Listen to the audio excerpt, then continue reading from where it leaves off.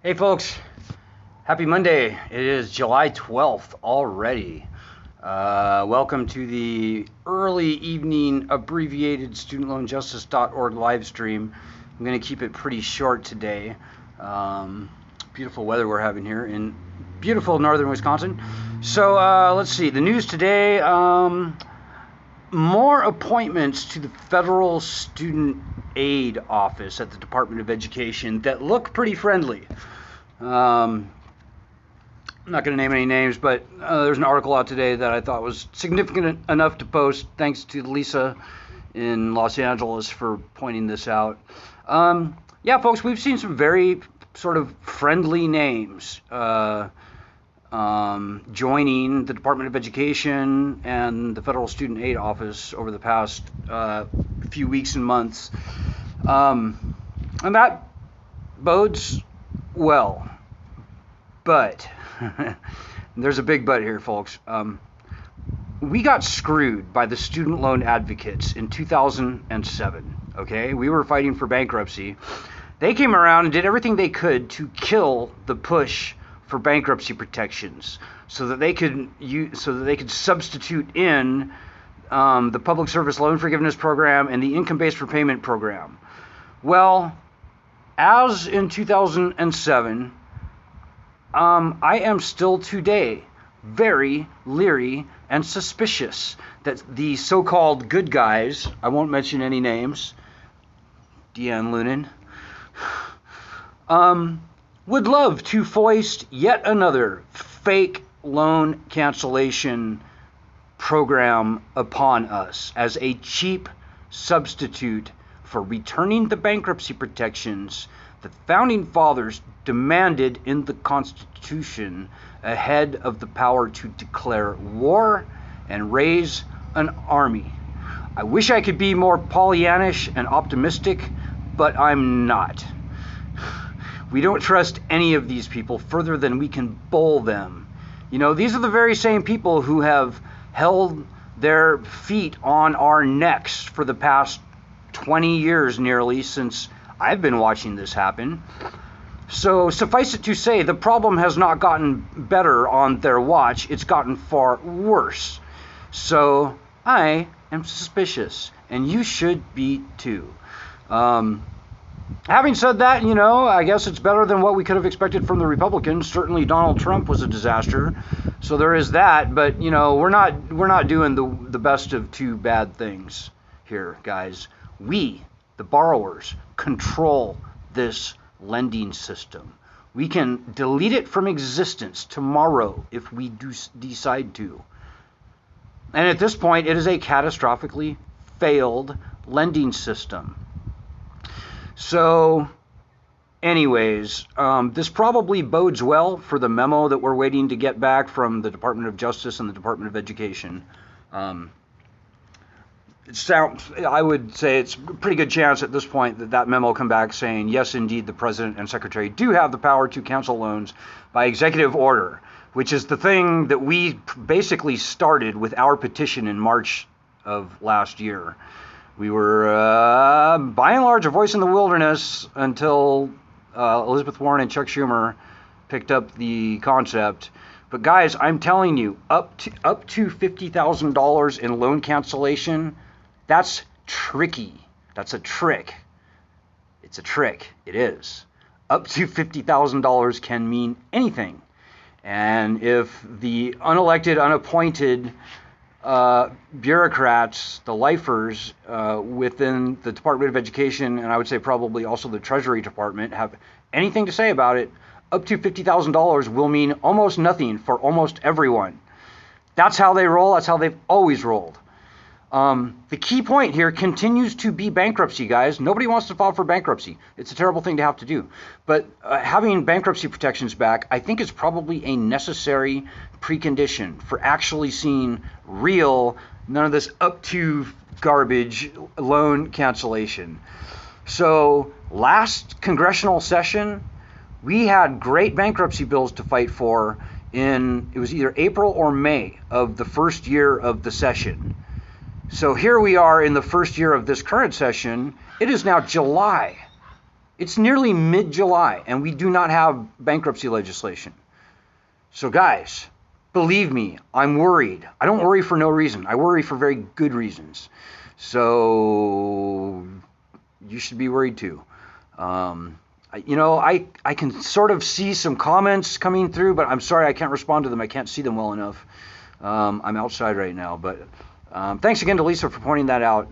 And again, guys, do not allow yourself to be lulled into a false sense of security and inaction.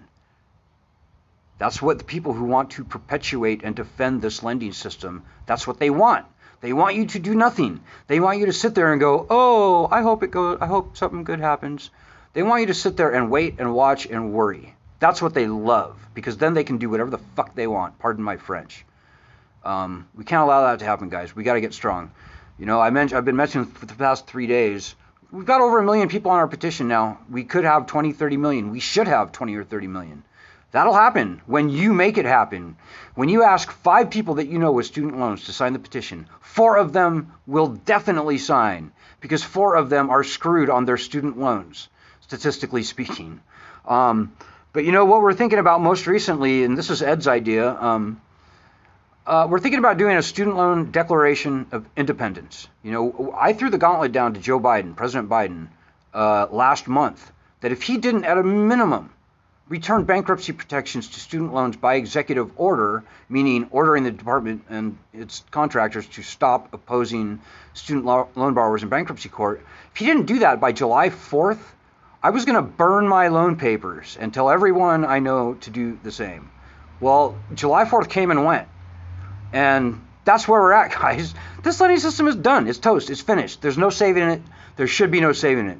So Ed was good enough to draft a student loan borrower declaration of independence, and we're going over it now. But what do you think? I know at least half the people on this group weren't paying on their student loans even before the pandemic, probably more than half. And I also know that almost nobody on this group, certainly not even probably 10%, are going to resume paying on their loans when this repayment suspension is ended, if and when it is ended. So we're already there. It's just a matter of whether you want to stand up and be strong about it, or if you want to slink around with your tail between your legs and wait for the collection goons to do what they do, and scare you into coughing up more money for them. I hope you choose the former. I hope that at long last, you're ready to stand up to this bullshit, cheesy, unconstitutional rat trap of a lending hustle, a lending scam that bad people in and around the Department of Education, Sallie Mae, and other places have found some way to foist upon us for this long. The bad guys, folks, they are laughing their asses off that they've been able to perpetuate this cheesy rat trap of a lending scam on the citizens for as long as they have. I think they are stunned that they've been allowed to, the jig hasn't been up until now. Well, folks, the jig is up. The bad guys know it. The only thing that we're missing is people out there, good people, standing up and being strong, fighting with us, publicly, loudly, and proudly. So think about whether you would sign such a thing, and what else you might do. Like, I'm thinking destroying your student loan papers and making a video out of it and sending us the video would be very cool. That would be very helpful. So think about that. And with that, I'll respond to all the comments that I can when I get back to the house. It's too bright out here for me to be able to see anything. Maybe the last thing I'll say is, if you can make a donation, please do it. We can survive and thrive on very little, but we can't do it on nothing. StudentLoanJustice.org. Thanks again. Great thanks to Lisa, Sophia. Oh God, it's a long list. everybody who helped with this most recent fundraiser, thank you very much. Can't do this stuff without you guys. So please step up and join Lisa and Sophia and many other people who have been helping lately.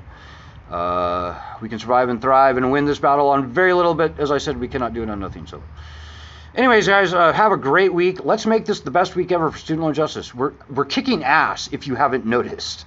Just like, go to our website, look at our recent media, and I think you'll be quite impressed. But we need more, guys. We need people joining their state chapters, fighting locally. We absolutely have got to be pushing the governors of all the states where student loan debt exceeds the state budget.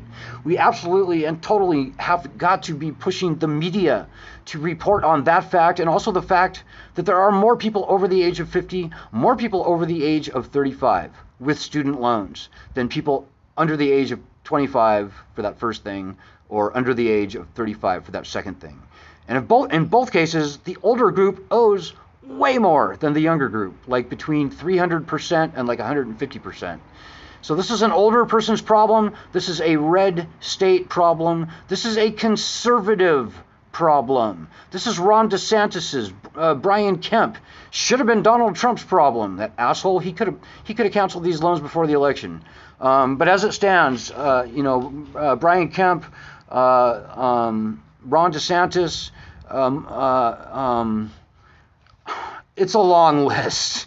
Greg Abbott in Texas, Kristi Neem in South Dakota, the governor of Indiana, the governor of Mike DeWine in Ohio. All these Republican governors should be on our side. And if you live in any of the states that I mentioned, or any of the states in the big report that is highlighted on the front page of our website, studentloanjustice.org, you had better be doing everything that you freaking can to put that data in front of the governor, whether it's through the media, whether you show up to a town hall, whether you do something else, to make the government acknowledge and respond to the fact that student loan debt exceeds the entire freaking state budget in those states: Ohio, Florida, Alabama, Tennessee, North Carolina, South Carolina, Texas, what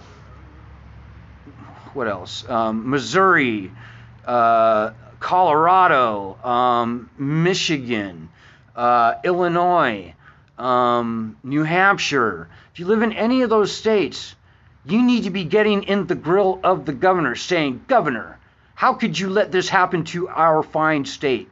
How could you let our state be conquered and enslaved by this big government, predatory, unconstitutional, and now catastrophically failed, and I would say catastrophically weaponized and threatening debt? How could you let this happen?" That is what you need to do. So come on, guys. You got to fight this battle. We're the pioneers. Like it or not, we are. You can't unhear what I just said. It's true. So think about that. And let's make this a good week. Make something happen. Impress us. And I would be very happy to brag on you in the group and give you huge props if you make the needle move in our direction.